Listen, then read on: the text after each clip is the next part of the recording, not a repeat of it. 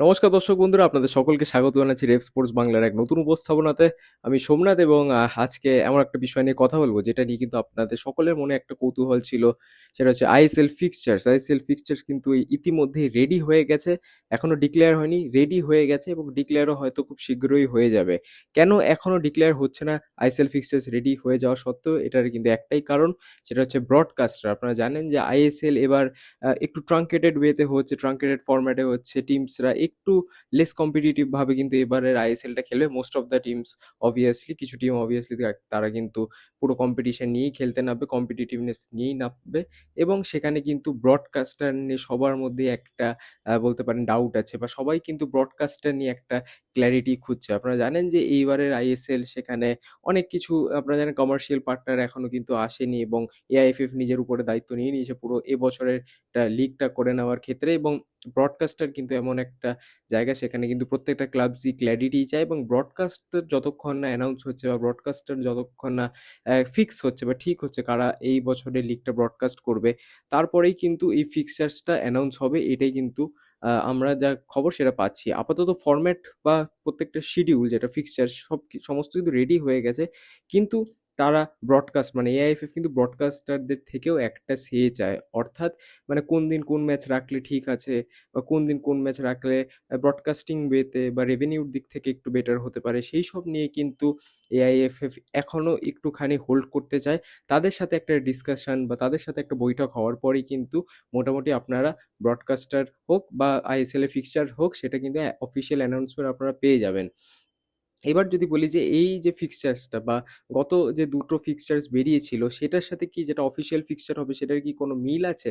মিল অবশ্যই আছে, কিন্তু এখানে কিছু চেঞ্জেসও আছে। অনেক ক্লাবস কিন্তু রিকোয়েস্ট করেছিল চেঞ্জেসের জন্য। কখনো তাদের হোম ম্যাচেস হোক, কখনো অ্যাওয়ে ম্যাচেস হোক, সেটা নিয়ে একটু চেঞ্জেস রিকোয়েস্ট করেছিল, এবং সমস্ত ক্লাবের সম্মতি নিয়েই কিন্তু ফিক্সচার্সটা পুরো রেডি করে ফেলা হয়েছে।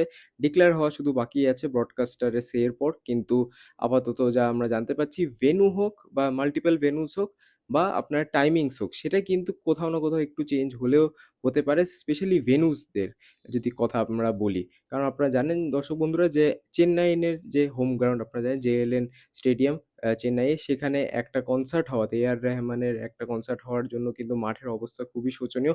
এবং আদৌ চেন্নাই সেখান থেকে তাদের হোম ম্যাচেস খেলতে পারবে কিনা এটা নিয়ে কিন্তু ডাউট আছে এই সিজন। তো চেন্নাইয়ের ম্যাচেস আপনারা জানেন সেটাকে রিলোকেট করতে হবে অন্য একটা ভেন্যুতে। তো এই সব মাইনর চেঞ্জেস কিন্তু হতে পারে। বাট কবে কার ম্যাচ হবে এইগুলো কিন্তু মোটামুটি ফিক্সড হয়ে গেছে। জাস্ট ভেন্যুটা পরিবর্তন হতে পারে অ্যাজ পার দ্য রিকোয়ারমেন্টস। যেরকম টিম বলবে সেরকম কিন্তু এআইএফএফ তাদের ভেন্যুটাকে কিন্তু এদিক ওদিক করে একটা ঠিকঠাক জায়গা করে পুরো শিডিউলটা বা পুরো ফিক্সচার্সটা কিন্তু সামনে রাখবে।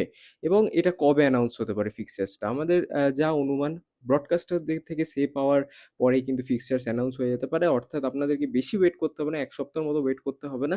আপনারা কিন্তু মোটামুটি ২-৩ দিনের মধ্যেই ফিক্সচার্সটা পেয়ে যাবেন। ফিক্সচার্স রেডি আছে। এই বছরের আইএসএল কিন্তু হচ্ছে, এবং ফিক্সচার্সটা বেরোনো কিন্তু জাস্ট সময়ের অপেক্ষা। তো আমাদেরও কিন্তু এইদিকে নজর থাকবে যে ফিক্সচার্স কেমন হতে পারে। কারণ আপনারা জানেন যে ১ম ম্যাচ, আইএসএল এর ১ম ম্যাচ মোহনবাগান এবং কেরালা ব্লাস্টার্স নামবে, এবং সম্ভবত সেটাই থাকতে পারে, সেমি থাকতে পারে এটলিস্ট গেম উইক 1 টা। তারপরে কিন্তু শিডিউলে একটু আধটু চেঞ্জেস হতে পারে, জাস্ট ভেন্যুগুলো। কারণ প্রপার কিন্তু ফিক্সচার্স এখন মোটামুটি রেডি আছে। তো অবশ্যই জানাবেন যে আপনাদের কি প্রতিক্রিয়া এই ফিক্সচার্সের নিউজটা পেয়ে, এবং আপনাদের কি মনে হয় যে গেম টাইমগুলো, হ্যাঁ, গেম টাইম নিয়ে যদি বলে দিই আপনাদেরকে, ডাবল হেডার তো অবশ্যই অনেকগুলো দিনে হচ্ছে। ডাবল হেডার্সের ফার্স্ট ম্যাচ কিন্তু হবে বিকেল ৫টা থেকে, এবং সেকেন্ড ম্যাচ হবে রাত্রি ৮টা থেকে। তো এইটা একটা আপডেট। টাইমিং মোটামুটি ফিক্সড আছে, সেটা নিয়ে কোনো চেঞ্জেস হবে না।